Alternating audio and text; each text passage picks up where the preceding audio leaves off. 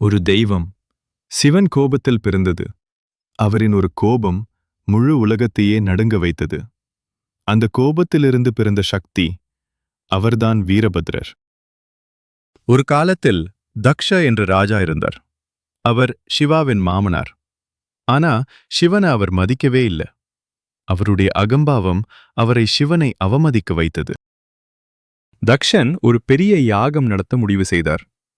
அந்த யாகத்துக்கு எல்லா தேவர்களையும் அழைத்தார். ஆனா சிவனை மட்டும் அழைக்கவில்லை. அது ஒரு பெரிய அவமதிப்பு. சாதி, சிவனின் துணைவி, அது தக்ஷனின் மகள். அவள் தந்தையின் யாகத்துக்கு போக விரும்பினாள். சிவன் சொன்னார், அழைக்காத இடத்துக்கு போகாதே. ஆனா சதி தன் தந்தையை பார்க்க ஆசைப்பட்டாள். அவள் யாகத்துக்கு போனாள்.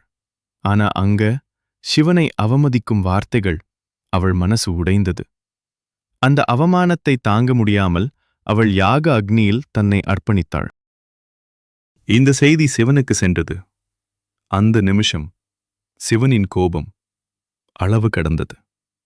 அவர் தனது ஜடையை பிடித்து தரையில் அடித்தார். அந்த கோபசக்தியிலிருந்து ஒரு கொடிய வீரன் உருவானான். அவர்தான் வீரபத்ரர். வீரபத்ரர் ஒரு பயங்கரமான வடிவம்.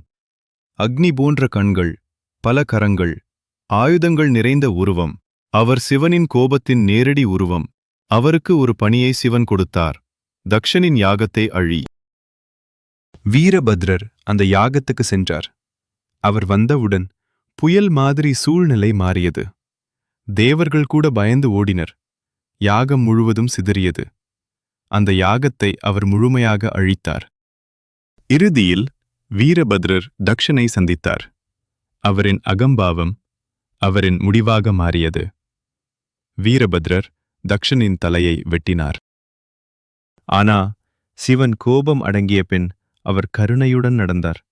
தக்ஷனுக்கு உயிர் திரும்ப கொடுத்தார். ஆனா மனித தலையல்ல, ஒரு ஆட்டின் தலையை வைத்தார்.